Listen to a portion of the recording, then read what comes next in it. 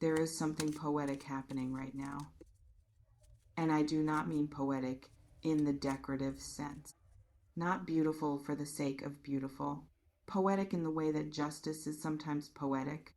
In the way that the universe occasionally arranges things with such precise symmetry that when you see it clearly, you cannot help but feel the particular mix of things that only arrives when something you never planned for returns to the person who sent it. Your words came back. The things you said, the truths you spoke, the honest, unfiltered, this is exactly what I mean things that left your mouth or your hands in a moment when you were done softening them, done managing them into a form that would be easier for someone else to receive, done editing yourself for the comfort of a person who had not been extending you the same courtesy. Those words, the ones you said and then perhaps wondered if you should have, the ones that felt right when they left you and then sat in the silence of their aftermath while you waited to see what they would do. They did something, they landed with a force and a precision that you may not have fully anticipated when you spoke them. And the person they landed on has been sitting with the impact of that landing in ways that are changing things, in ways that are not finished yet, in ways that have only just begun to reveal what they actually did. Let me take you into what happened when those words arrived. Not the surface of it, the interior, what actually occurred in this person when what you said reached them. Because the surface reaction and the interior impact are two completely different things. And you may have only seen the surface. The surface might have looked like dismissal, like they received what you said and moved through it without being significantly affected, like the words bounced off rather than penetrated, like whatever armor they carry, and they carry significant armor, was doing its job, keeping the real thing out, maintaining the appearance of someone who is not particularly moved by what you are saying. That surface impression was not accurate. What I am reading in the energy of what happened between you is that the words did not bounce off. They went through, not immediately, not in the visible, immediate, this is clearly affecting me way that would have been satisfying to witness, but in the delayed way, the way that something sharp enters a surface and the surface appears intact for a moment, and then the impact becomes visible, not all at once, in the quiet, in the hours after, in the private moments when no one is watching and the armor does not need to be maintained for anyone's benefit, and the person inside the armor is left alone with what you said, and what you said would not leave. That is the thing I want you to understand. What you said would not leave them alone, could not be filed away or explained away or managed into something smaller than it was, because it was true, and true things have a particular persistence. They do not require any energy to sustain themselves. They simply sit in the person who received them and keep being true, regardless of how many times that person tries to argue with them. I want to tell you specifically what your words cut through, because the image of cutting is accurate and I want to make it as precise as I can. Your words did not cut them in the way that cruelty cuts, not in the way that things said with the intention to wound cut.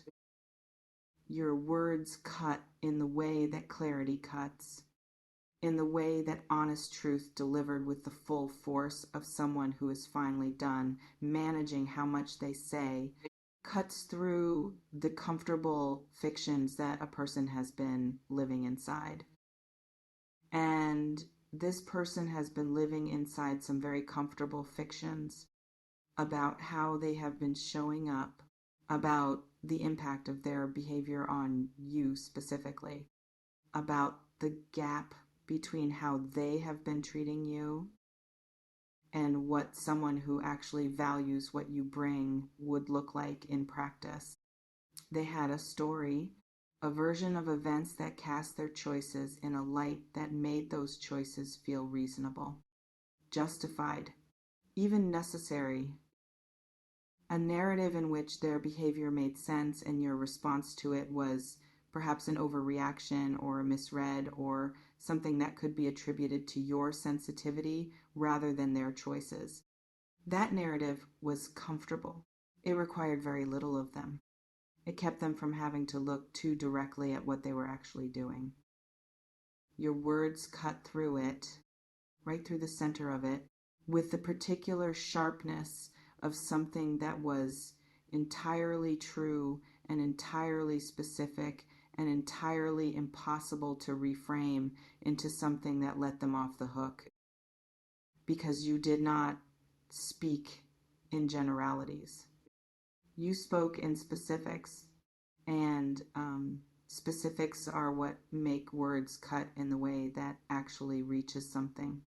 You named the actual thing. Not a version of it, not the diplomatic approximation of it. The thing itself, in its actual form, with its actual weight, and that naming is what landed so hard and so deep and so permanently that they have not been able to unname it since. Let me describe what has been happening in them since your words arrived, because this is not a story that ended when the conversation did. What you said set something in motion that is still in motion right now, still unfolding, still doing its work in the interior of someone who is trying very hard to not let it do its work, and discovering that trying hard is not sufficient to stop it. The first thing that happened was the defensive response, the immediate reaching for the explanation, the justification, the reframe that could make what you said mean something smaller than what it meant, something they could manage, something that did not require them to actually examine themselves. They went to that response quickly. It is a practiced response, something they have developed over time as a way of handling things that threaten to implicate them too directly. And for a short while it worked, or appeared to work, because on the surface they appeared to have moved through what you said without significant damage, appeared to have processed it and continued and remained essentially intact. But something was happening underneath the surface, something quieter and more persistent than the defensive response. Your words were sitting, not going anywhere, just sitting in the place where true things sit when someone has heard them and cannot fully unhear them, no matter how many layers of justification they pile on top. And the sitting of them was doing something that the justification could not undo, producing questions, not the comfortable surface questions that stay within the range of their existing narrative. The deeper kind, the ones that implicate them, the ones that arrive in the quiet of 2 a.m. when the defenses have lowered themselves from exhaustion and there is no one to perform for, and no narrative to maintain, and nothing between them and the full weight of what you said, except themselves. In those moments, your words were all that was in the room. I want to tell you about the specific things your words revealed to them. Because cutting through someone's comfortable fiction does not just remove the fiction, it exposes what was underneath it. And what was underneath the fiction they had been living inside is something they were not prepared to see. The first thing your words revealed was the imbalance, the actual specific, this is what has been happening, imbalance between what you have been giving and what you have been receiving, not as a vague feeling, as a concrete reality that your words made impossible to avoid seeing. The way you named it made it visible in a way that their own comfortable relationship with the situation had prevented them from seeing. And seeing it clearly, really seeing it, produced in them something they did not want to feel. Something that landed in a place they had been keeping insulated from exactly this kind of arrival. Not guilt in the cheap, passing, I feel bad, but it will fade way. Something more durable than that. Something closer to recognition. The recognition of someone who has just been shown with unavoidable precision the gap between who they want to believe they are and who they have actually been. That gap, your words drew a direct line between those two things. And the distance between them was not comfortable, was not easily dismissed, was not something they could step around the way they have been stepping around the versions of this truth that were delivered more gently. The second thing your words revealed was your worth, not in an abstract way, in the specific way that happens when someone finally speaks about themselves from a place of actual self-knowledge rather than appeasing accommodation. When someone says what they actually think rather than the version edited for reception. That quality of speaking, that unedited, I am no longer managing how this lands quality, communicated something to them that all the previous careful communication had not. It communicated that you know what you are worth, not suspected it, not hoped it, know it, with a particular certainty that only arrives after someone has done the internal work of examining the question honestly and arriving at an answer they can stand behind. And that certainty landed differently than anything that had come before. Because people who are uncertain of their worth can be managed, can be handled, can be kept at a particular level of investment without the management ever costing the manager very much. But someone who knows their worth cannot be managed in the same way. The certainty creates a different kind of gravity, a different weight to the encounter, a different sense in the person across from them of what exactly is at stake. Your words carried that certainty, and what it communicated to them was something they had not previously been forced to fully reckon with. That losing you is not a neutral event, that the space you leave when you leave is not simply an absence waiting to be filled by the next available thing. It is the specific, irreplaceable, this is what we actually had absence of someone who knew their worth and was finally done, accepting less than it. Let me speak to something I feel very specifically in the energy of what has been happening since your words landed. Something that I think is important for you to understand, not just about them, but about what is now possible.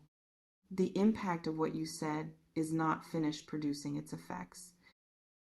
It is still working, still moving through the layers of their experience, still arriving at new places inside them that the initial landing did not reach immediately, And what it is arriving at now in these later stages of the impact is a kind of reckoning that is producing something in them. Not just discomfort, not just the recognition of the gap I described, something that sits alongside those things and that has a different quality, a longing, the specific, located, entirely personal longing of someone who has been shown through the impact of your words what they actually had in you, what the full experience of you, the unmanaged, unaccommodating, finally speaking the truth version of you, actually felt like to be on the receiving end of. And that longing is producing a question in them that is not comfortable, but that is also not going away. The question of whether it is too late, whether the words that cut so clean were the end of something or the beginning of the version of this, where they finally show up at the level that you were always asking for. That question is alive in them right now. And what they do with it, whether they find the courage to bring it to you, whether they can rise to what your words demanded of them, is something that is still being decided. But the deciding is happening. And your words are what made it necessary. I want to speak directly to you now, because this reading is not only about them and what your words did to them, it is equally about you, about what it took to say what you said, about what it cost to finally speak from that place rather than from the softer, more accommodating place you had been speaking from before. Because it costs something. That kind of honesty always does. Not the cheap kind that announces itself as honesty while really serving the speaker's need to discharge emotion.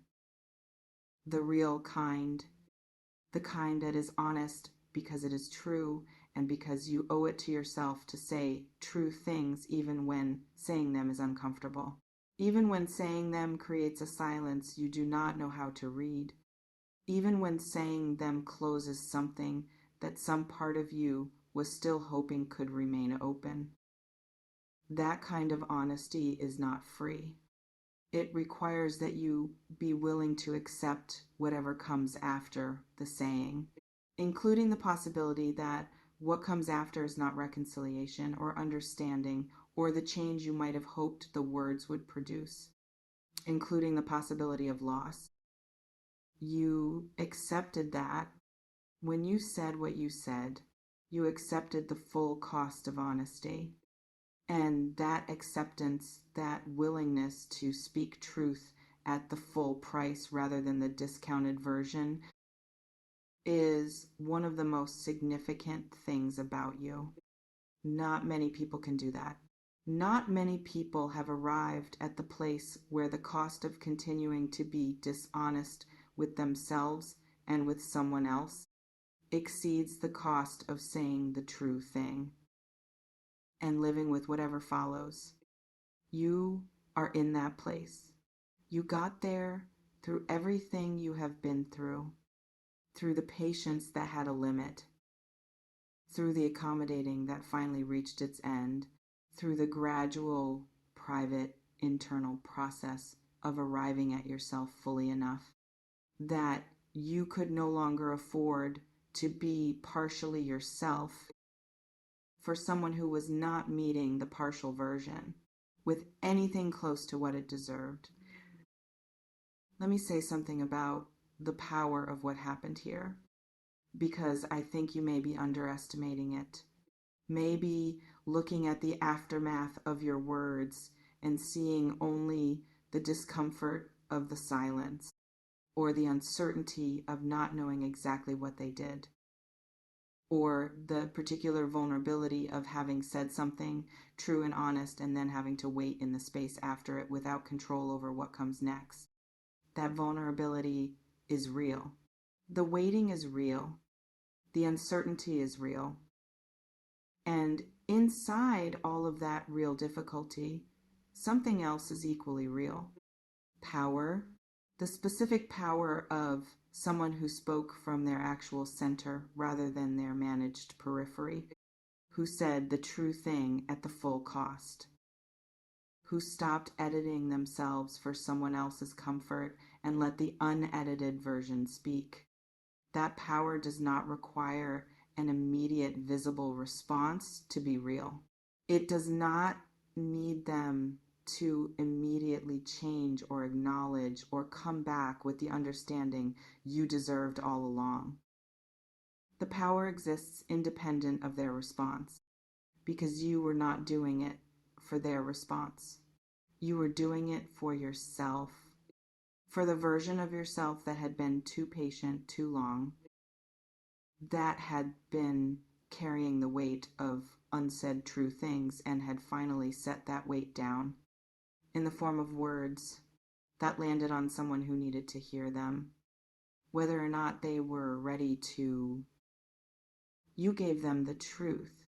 You gave yourself the relief of finally saying it. And what happens next on their end is their work to do, not yours. Yours is done. And it was extraordinary. I want to address the question that I feel sitting in you, the one you have probably not said out loud, but that is present.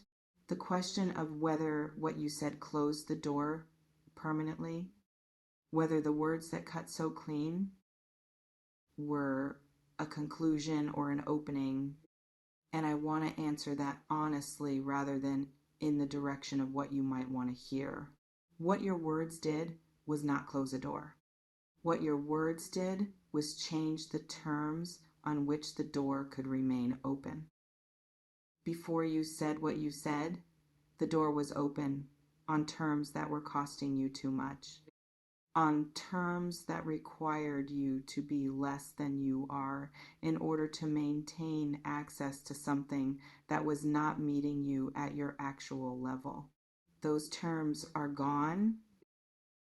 Your words ended them, which means if the door opens again, if they find the courage to bring their reckoning to you rather than keeping it private, it opens on different terms. Your terms, the terms of someone who knows their worth, who has spoken it clearly, who has demonstrated through the act of saying the true thing at full cost that they are no longer available to be received at less than the level they deserve.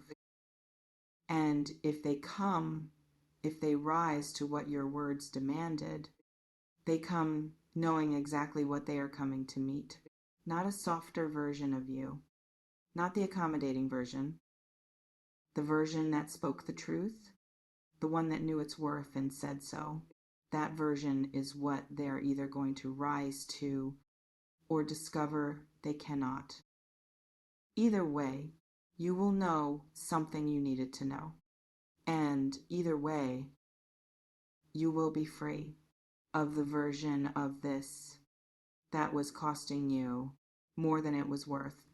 Let me close with the thing that I feel is most important. The thing that I want to sit in you after everything else has settled. Your words came back and cut them. That is real. But here is what is equally real and perhaps more important. Your words freed you. In the saying of the true thing, in the moment of finally speaking from the unmanaged place, something released in you. Something that had been held in the tension of unsaid truth for longer than it should have been held. And that release, that specific physical, this is what finally speaking costs and also gives relief, is not dependent on what they do next. It is not contingent on their reckoning producing the outcome you might hope for. It belongs to you.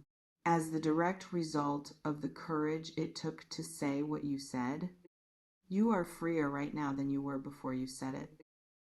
freer from the story that required you to absorb what should not have been absorbed, freer from the accommodation that was costing your sense of your own worth, freer from the particular exhaustion of being the person who understands everyone's limitations while quietly hoping someone will eventually understand yours. You stopped hoping quietly. You said it out loud with the full weight of someone who is done. And what that freedom makes possible for you now, regardless of what they do with their reckoning, regardless of whether the door reopens on new terms or remains closed, is a version of your life that is no longer organized around someone else's inability to meet you where you actually are. That version is what your words created, not just the cut, the clearing, and what grows in a cleared space is always better than what was there before